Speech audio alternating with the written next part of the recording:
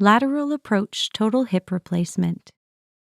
Today we are going to be covering some of the important things that you should know before you have your hip replacement surgery, such as the anatomy of the hip, the surgical procedure, how to prepare for surgery, what to expect during your hospital stay, preliminary exercises, and the equipment you will need after surgery. Your hip is a ball and socket joint where the femur, or ball, meets the pelvis, or socket. This joint is surrounded by cartilage, muscles, and ligaments that allow it to move smoothly. The cartilage is a smooth, shock-absorbing layer that covers the bones and allows the ball to glide easily inside the socket. In a damaged hip, the worn cartilage no longer serves as a cushion and exposes the underlying bone. This causes roughening of the bones and they rub together like sandpaper. The ball grinds in the socket when you move your leg, causing pain and stiffness. The affected leg may become shortened, muscles may become weaker, and a limp may develop. A total hip replacement replaces the damaged part of your hip with a metal and plastic implant. The goal of the surgery is to increase your function and your hip range of motion, improve your quality of life, and decrease your pain. It can take up to a full year to recover from joint replacement surgery. Before surgery, there are many things you can do to help you prepare and ensure a positive outcome. Patient-reported outcome measures. The PROMS asks about your level of pain, your functional status, how well you manage daily life, your overall quality of life, and your orthopedic care. You will be asked to complete the survey 1 month before surgery, 3 months, and 1 year after surgery. You will need your health card to complete it. If you are registered with Seamless MD, you will receive a reminder when you need to complete it. Your input will help improve the patient experience. Seamless MD is an interactive, step-by-step guide to help you prepare for your procedure and help you to recover more quickly after. It can be accessed by you and/or a care partner by smartphone, tablet, or computer. It gives you the opportunity to stay connected with your healthcare team before and after surgery. A member of our healthcare team will reach out to you by phone if they have not already and obtain an email to sign you up and give you access to these benefits. Seamless MD will guide you through 3 stages of your surgery: before your procedure, in hospital, and back at home.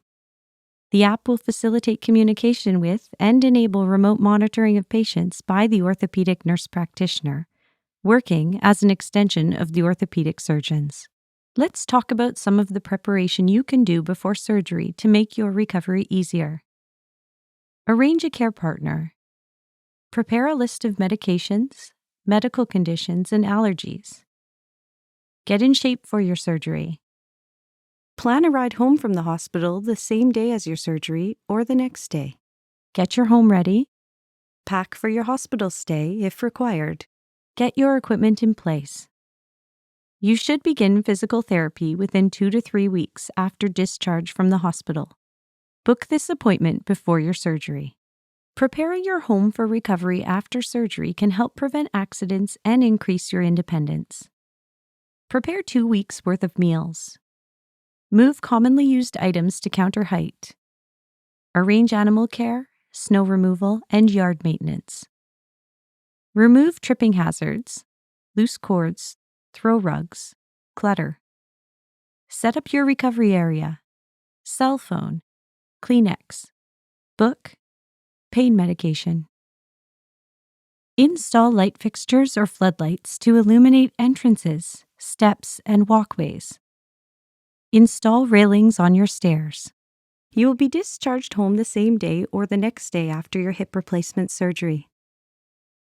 Your recovery after your hip replacement is directly related to early functional movement, such as going to the bathroom, moving from couch to dining table, couch to bed, and going up and down the stairs. Moving your hip will help with your postoperative pain, stiffness, and swelling. Pre-admission visit. Your pre-admission appointment is scheduled up to 3 weeks before surgery. There are 4 locations for this appointment. When you get an appointment, the scheduler will let you know which location you are attending. If you cannot go in person, you will get a telemedicine appointment through the Ontario Telemedicine Network. This appointment may last 2 to 6 hours. You will learn how to prepare for your procedure, what medicine you need to start or stop before your procedure, about using a chlorhexidine soap, and any tests you need to do before surgery. You will be able to attend a pre-op rehabilitation class if you live near Thunder Bay, Dryden, and Kenora. To prepare for this appointment, you should bring a list of all your medicines, vitamins, supplements, and herbal products.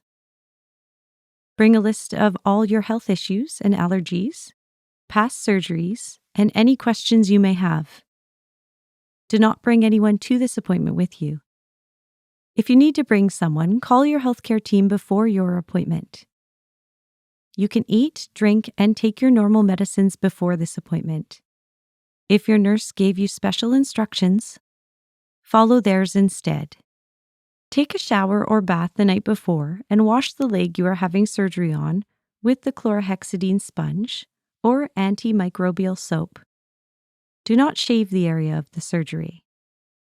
Do not eat or drink anything after midnight the night before surgery. You may drink clear fluids until 6 a.m. the day of your surgery. Examples of clear fluids include coffee or tea, no cream, milk, or sugar, water, and Gatorade. Do not wear any makeup, lipstick, nail polish, or body piercing items. Pack your hospital bag. A pair of comfortable, well-fitted shoes with non-skid soles, shorts or loose-fitting jogging pants, walker, canes, or crutches with your name label on it, copies of your insurance cards, health card, status card, advanced medical directives, and medical history, a list of any medications you regularly take. Leave your cash, credit cards, and jewelry at home. Wash the operative leg with the chlorhexidine sponge or antimicrobial soap before coming to the hospital.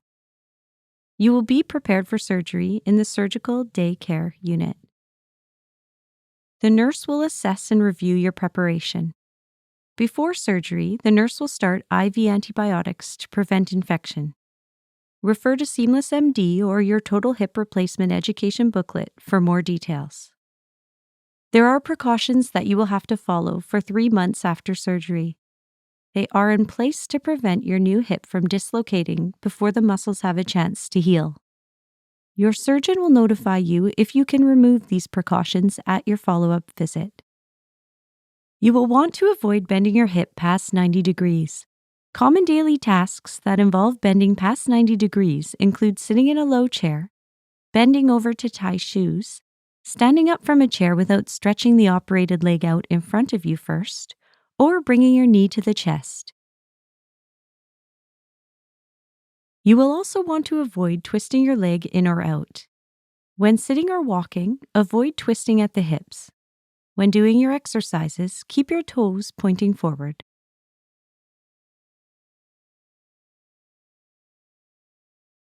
You will want to avoid crossing your legs in sitting and lying positions.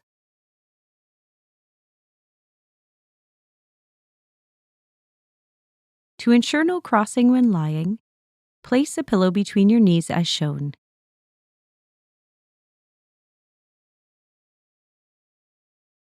Your hospital stay. You should plan to be ready to be sent home the same day of your surgery. The day of surgery, your physiotherapist will come see you to review breathing exercises, your home exercise program. You will practice walking with a walker or crutches and practice stairs if required. You will be ready to be discharged home the same day. After you are sent home, you will be responsible for caring for your incision. You will need to keep the wound clean and dry.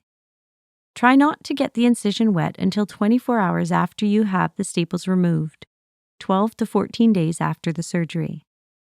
You can shower after your surgery as the dressing is waterproof. The dressing is not waterproof if there's blood leaking from the sides. In this case, replace the bandage before showering. 7 days after your surgery, you will need to remove the dressing and replace it with a waterproof bandage. It should stay on for another 7 days until your first follow-up visit, usually on your telemedicine or fracture clinic appointment around day 14. You will also have to watch for signs of infection. These include increased redness and warmth around the incision, swelling or puffiness, drainage from the incision, increased pain, and a fever higher than 38.5 degrees Celsius. If you have any of these signs, tell your surgeon or doctor right away. If you are registered with Seamless MD, contact the nurse practitioner if you have any concerns about your incision. You have a few appointments to attend after discharge from the hospital. Your first follow-up appointment is 12 to 14 days after surgery. This appointment may be done in fracture clinic, specialty clinics, or by telehealth. You may be seen by the surgeon or the advanced practice physiotherapist. At this time, a member of the healthcare team will remove your staples. Additional follow-up appointments are determined by your surgeon. Your outpatient physiotherapy assessment should be booked for 2 to 3 weeks after your procedure. You should have this booked before your surgery. Will I have pain after surgery? Your surgical pain will initially be more intense than the pain that you had prior to your surgery. Your bone and muscles were cut to insert the components of your hip or knee replacement. It is often worse several days after surgery, as swelling of the tissue is at its worst then.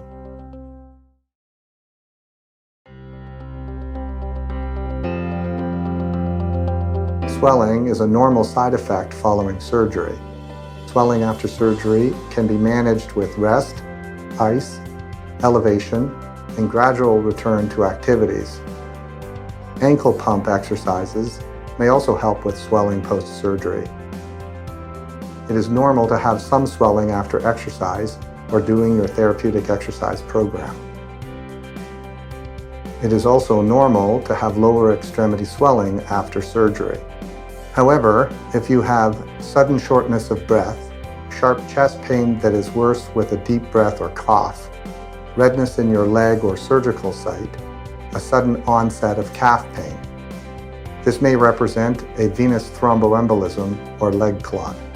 You should go to your closest emergency department or call 911 and be taken immediately to the emergency room.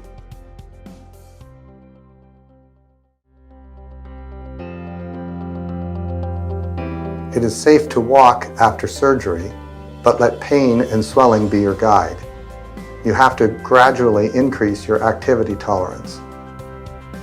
It is important not to substitute walking for your therapeutic home exercise program as prescribed by your rehabilitation team.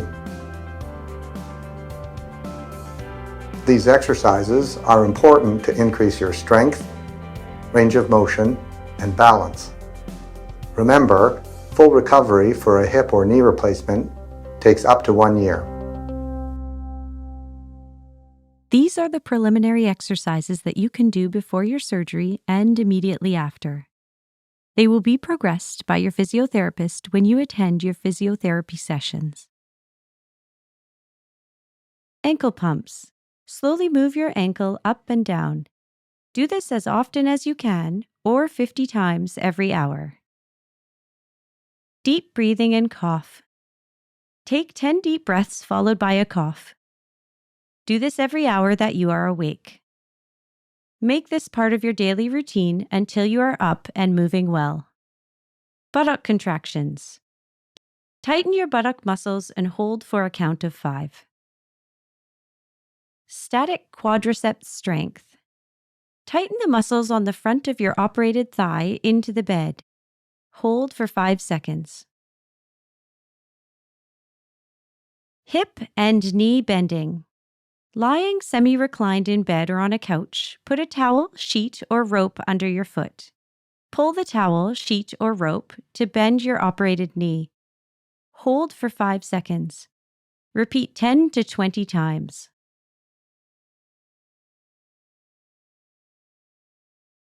Quad over roll. With a roll under your knee, straighten your knee by tightening your thigh muscles. Hold for 5 seconds.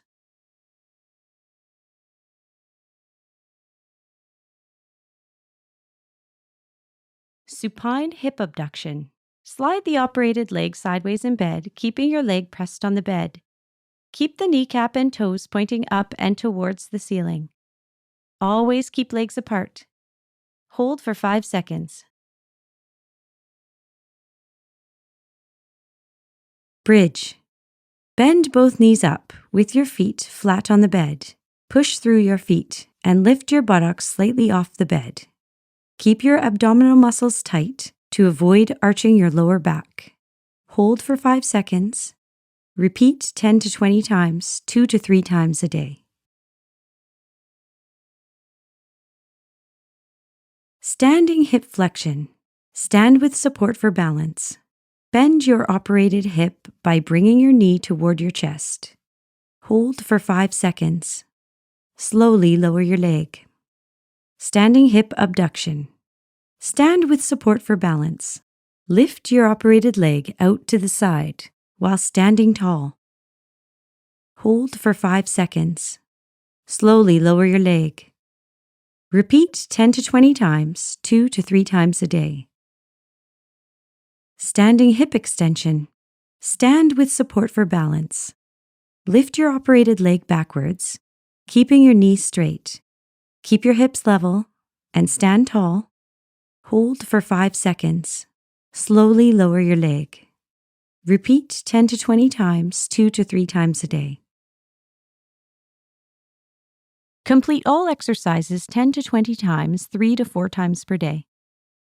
Hold each exercise for 5 seconds. Ice your hip 15 to 20 minutes every 1 to 2 hours. When icing, make sure to put a pillowcase between your skin and the ice to prevent burning or frostbite of the skin. Take your pain medication prior to physiotherapy or your home exercise program. To set up your home safely for your recovery, we recommend that you have some equipment: a long-handled shoehorn, a long reacher sponge, a reacher, and a sockade will allow you to put on your socks and shoes and grab things off the floor without reaching too far forward. If you borrow a walker from a friend, make sure that it is the correct height for you. You can do this by standing tall, keeping your arms at your sides, and ensuring that the walker handle is the same height as your wrist or where your watch should be. There are resources online at rjac.ca and with Seamless MD if you are registered. If you still have any questions or concerns, please reach out to your surgeon's office, the Regional Joint Assessment Center in Thunder Bay, or your pre-admission clinic for further assistance.